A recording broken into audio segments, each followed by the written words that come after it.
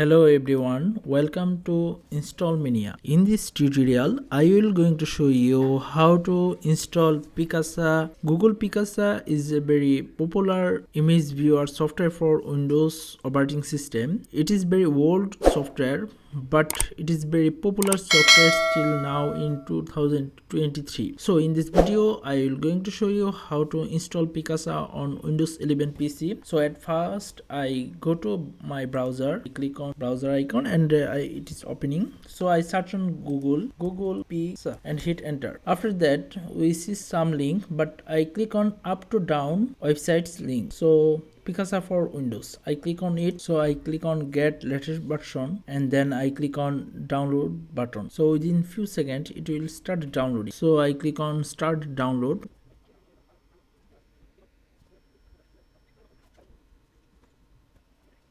So my download is completed and I got a software on desktop. So I close this download completed wizard. So I double click on Picasa installer. So it ask me permission. I click on yes. Then now I click on I agree button and click on install.